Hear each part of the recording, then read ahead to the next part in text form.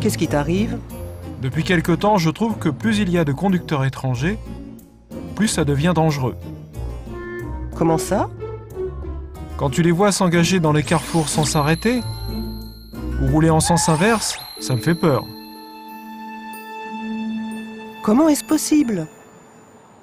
Je pense que c'est parce que les règles sont différentes ailleurs. Les règles. Dans la plupart des pays, les voitures circulent à droite. Mais au Japon, on roule à gauche. Je pense que c'est la principale cause de confusion. Comme le sens de circulation est inversé, il faut redoubler de vigilance. Surtout en tournant à droite, certains s'en mêlent et finissent sur la voie de droite. Veillez à bien rester à gauche en conduisant. Les feux de circulation sont universels, n'est-ce pas? La forme diffère, mais le sens est le même. Rouge et orange pour stop, et vert pour avancer. Au Japon, les feux sont de droite à gauche, rouge, orange et vert. Au rouge, on s'arrête obligatoirement. Quand le feu est vert, on peut rouler. Dans certains pays, on peut tourner même quand le feu est rouge. Oui, mais comme ce n'est pas le cas au Japon, faites très attention. Par contre, quand le feu passe au vert, on peut tourner dans la direction souhaitée. La signalisation demande également de l'attention. Tout à fait. Veillez à bien faire attention à ce genre de panneau. Par exemple, ce panneau indique qu'on ne peut rouler que tout droit ou tourner à gauche. Tourner à droite constitue une infraction au code de la route. Cette flèche signifie qu'on ne peut rouler que tout droit. Il est important de conduire en regardant bien les flèches. Tout à fait.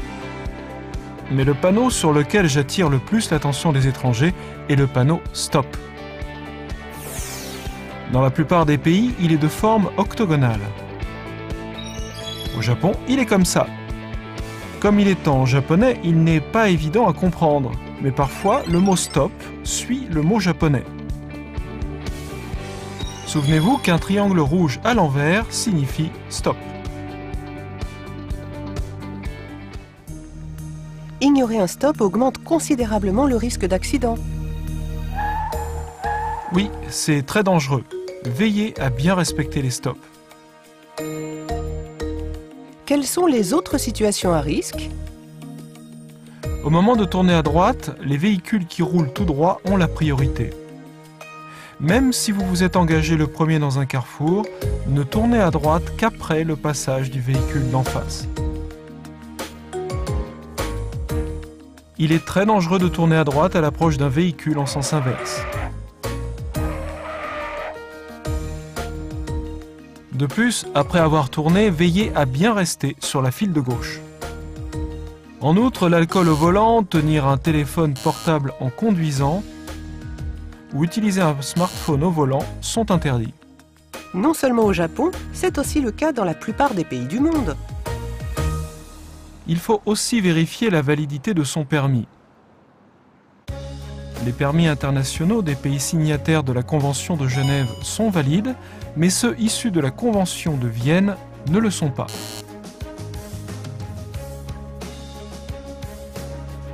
Des permis de conduire issus de certains pays ou régions sont également valides au Japon s'ils sont accompagnés d'une traduction en japonais. Je vois. Veillez à bien vérifier si le permis de conduire international de votre pays ou région est valide au Japon. Oui. Pour les novices en matière de conduite au Japon, soyez encore plus prudents que de coutume. En cas d'accident, veuillez prévenir la police en composant le 110. En cas de blessure, veuillez appeler une ambulance en composant le 119. Moi qui n'ai pas envie d'être victime d'un accident, je vous prie de rouler prudemment, tout en respectant les règles. Si c'est d'accord, Enjoy Japan!